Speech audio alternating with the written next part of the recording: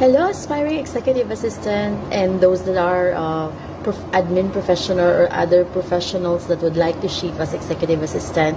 So I'm here again, your executive assistant. This is Anita. So I would like to share again to you tip number 29. So ano nga ba yung mga modern nowadays as executive assistant, especially yung as a function? So there are 6 that I need to share with you which part of the modern day of executive assistant. Una, dapat marunong ka sa calendar and schedule management. Importante yon. So sa mga gustong matuto at gustong pumasok sa world ng executive assistant or virtual executive assistant, kailangan ito ay iyong pag-aralan. So calendar and schedule management. Pangalawa, ang communication management.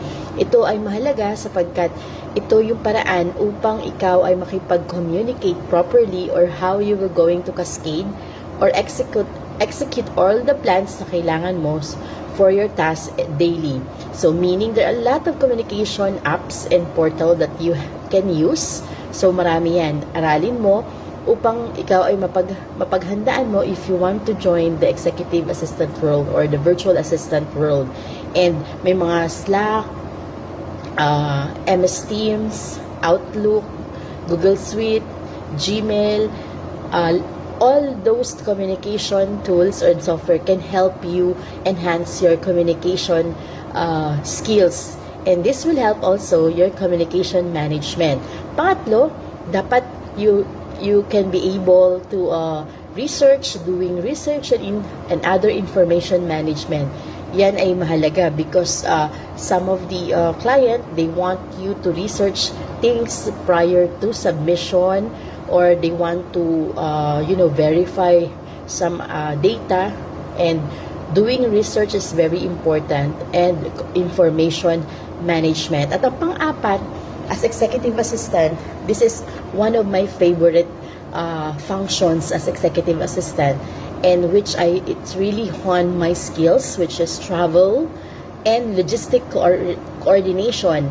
If you were able to do this, no, a lot of coordination and collaboration with the team, it will really big help to your task daily as executive assistant.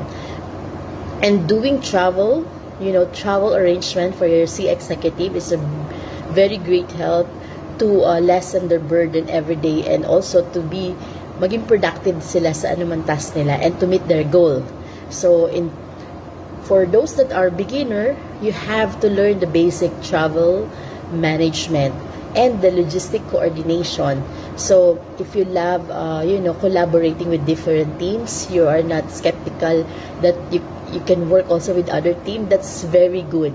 But if you are a person that nade-develop naman yon, sabi nga nila yung mga loner na mag-work. So in this type of function like this executive assistant, matututo kang makipagkapwa-tao, at the same time mag-collaborate sa iba't ibang team, because sometimes your expertise is different from the other expertise, so you need the other person to help you meet your task. And panglima na important is task delegation. Ito yung isa sa mga modern skills that you have for a modern executive assistant. So task delegation and follow-up. Kailangan you know how to follow up, yung madalas na a gentle follow-up or reminders, it's very important. And sometimes, if fast-facing yung mapapasukan mo, it should be, you can chase other people to do some tasks and submit tasks. But in a friendly behavior and a good manner, yung ibig sabihin in a right way, polite ka pa din, you're not pushing, you're not slave driver, but still, you keep on chasing in a rightful manner. And last but not the least, gatekeeping and prioritization, because as executive assistant, you must learn how to prioritize things. Whatever profession, all our tasks we're too busy. It's a matter of prioritization. So yan yung mga 6 na modern na skills that it is a must, as executive assistant. So this is tip number 28. This is Anita, your executive assistant. Like, comment, heart, and heart down below and comment down below. And please subscribe and watch for more videos. This is Anita Casoyo, Executive Assistant. Bye!